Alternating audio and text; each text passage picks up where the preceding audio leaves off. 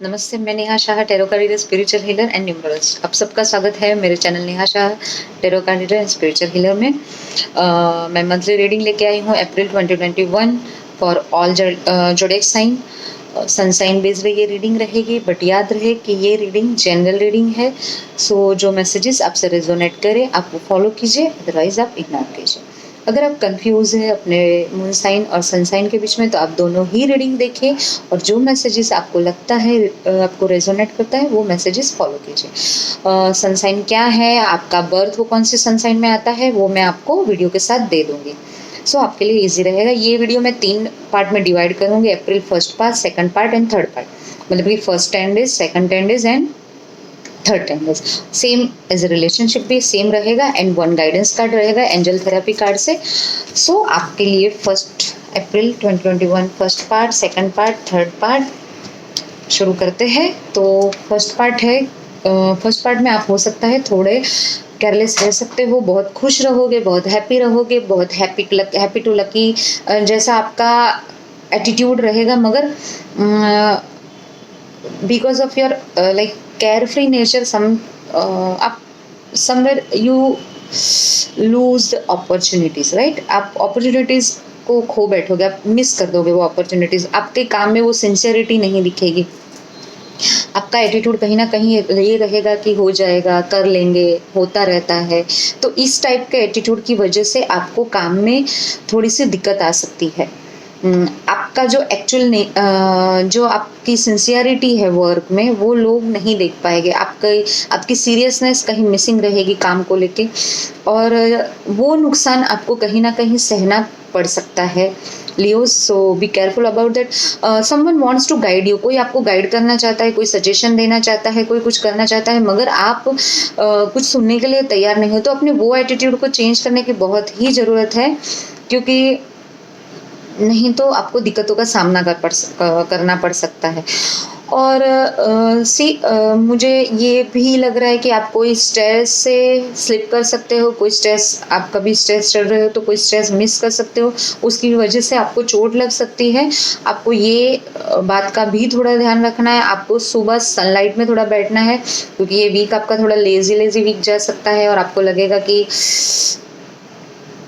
जैसे मैंने कहा कि आप उतने अपने काम के लिए सीरियस या जल्दी उठना, काम पे जाना, ये थोड़ी सी आप मिस करोगे ये सारी चीज़ें। तो इसके लिए अगर आप थोड़ी सी सनलाइट लोगे तो वो आपके काम में हेल्प करेगी और आपको ये वीक की एनर्जी थोड़ा सा बैलेंस कर देगी।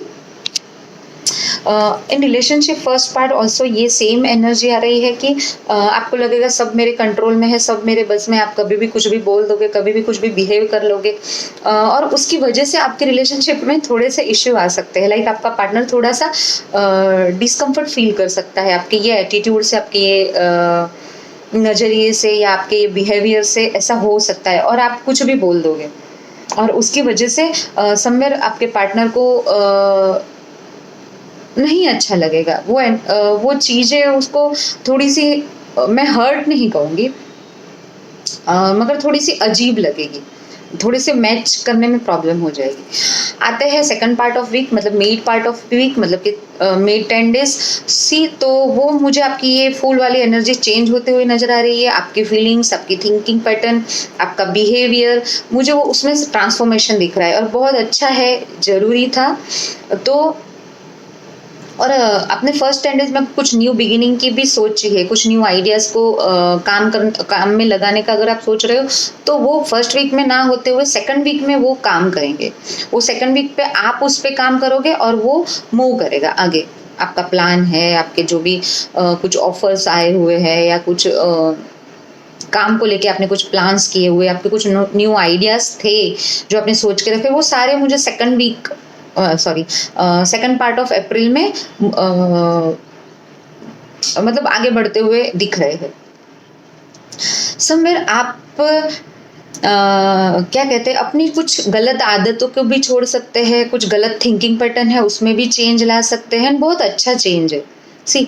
मगर इसमें आपको एक ये ध्यान रखना है, अगर आपके हेल्थ को लेके थोड़ी सी भी आपको दिक्कत है, आपको लगता है कि हेल्थ में कुछ प्रॉब्लम्स छोटे से माइनर से लग रहे, मगर स्टिल आपको डॉक्टर के पास जाना है, आपको उसके मेडिकेशन स्टार्ट करना है। ये चीज़ हो सकती है कि आगे जाके आपको थोड़ी सी मेजर ना हो जाए, उस पे ध्यान रखना है। सी तो क्योंकि अगर अभी आपने ये इग्नोर किया तो आगे आपको दिक्कत हो सकती है, जो मुझे कार्ड बता रहे हैं, right. In relationship because of first part of अप्रैल आपने के बिहेवियर से या आपके कुछ बोलने से या जो भी आपका पार्टनर थोड़ा सा आपसे डिटेच रहेगा, आप भी डिटेच रहोगे। क्यों? क्योंकि आपका जो फोकस है तब काम पे ज़्यादा जाएगा एंड लास्ट मतलब आपको ब्रेक चाहिए होगा। आप दोनों के रिलेशनशिप में थोड़ा सा ब्रेक आ सकता है, थोड़ा सा डिटैचमेंट आ सकता है, थोड़ी स्पेस चाहिए होगी, तो वो स्पेस ले लीजिए क्योंकि वो ज़रूरी है। वो स्पेस नहीं आई तो आपके बीच में कुछ ना कुछ कॉन्फ्लिक्ट्स चलते रहेंगे क्योंकि आपका फोकस काम पे रहेगा, कुछ पिछली गलतियों को आप सुधारने में रहेंगे और वो फ्रस्ट्रेशन कहीं और निकलेगा। तो इन रिलेशनशिप हो सके तो mid part of April become, थोड़े से चुप रहिए, बात कम कीजिए, कांटेक्ट में थोड़े कम रहिए और इवन कम्युनिकेट करके ब्रेक लीजिए, कम्युनिकेट करके थोड़ा सा स्पेस लीजिए। थोड़ी बात करते हैं थर्ड वीक की। तो थर्ड वीक में मुझे आप सेकंड वीक में भी ट्रैवल करते हुए नजर आ रहे हो और सेम थर्ड वीक में भी मुझे आप कहीं ट्रैवल कर सकते हो। What I am getting here कि आप कहीं नज़दीक कहीं ट्रैवल कर सकते हो और with someone, with your office staff और विथ योर फैमिली, और मतलब अकेले नहीं, आपके साथ कोई ना कोई रहेगा। और ड्यूरिंग ट्रैवल आपको अपनी हेल्थ का ध्यान रखना है, एक बात। दूसरा, आपने अगर कुछ बुकिंग वगैरह की है तो उसमें भी थोड़ी सी गड़बड़ मुझे लग रही है, तो वो बराबर आप चेक करके फिर जाइए। और कुछ पास्ट की गलती सुधारने के लिए आपको वो ट्रैवल करना पड़ सकता है, या कोई पास्ट छोड़ के कि वो सारा छोड़ के आपको वो काम को सुधारने के लिए आप ट्रैवल कर सकते हैं, वो चीज़ों को सुधारने के लिए आप ट्रैवल कर सकते हैं। In relationship third part of April change your focus. जैसे मैंने कहा कि आपके फर्स्ट में फोकस की कमी है, तो आपने अपना फोकस ही चेंज करना है। ये थर्ड पार्ट ऑफ अप्रैल में, क्योंकि आप पिछली चीज़ों को ना फोकस करते हुए आगे क्या रहा है, आगे क्या मिल सकता है, आगे कितना ग्रोथ है, कितनी रिलेशनशिप ग्रो कर सकती है, आप कितना साथ चल सकते हो, कितनी कंपेटेबिलिटी आप लोगों के बीच में, और अच्छी अच्छी चीज़ें, आप वो सारे उस पर ध्यान दीजिए। प्लस आप लोग हो सके तो घूमने जाओ, आप और आपके पार्टनर बाहर टाइम स्पेंड करो, तो उससे भी आपको अच्छा लगेगा। स्पेशली इन नेचर अगर आप टाइम स्पेंड करते हो खुली जगहों पे, तो वो आप लोगों के लिए बेटर रहेगा। और जैसे मैंने कहा कि ट्रैवल भी बता रहा है, सो मुझे बताइएगा कि ये रीडिंग आपसे कितनी रेजोनेट की। और आपके लिए गाइडेंस कार्ड है कैंसल, क्लियर, डिलीट। तो देखिए, ये आपको जो फर्स्ट वीक के जो भी क्या कफले हुए हैं या आपसे जो भी गलतियाँ हुए वो सारी भूल के आपका फोकस चेंज करना है, आपको आगे बढ़ना है, मूव ऑन करना है, और आप करोगे।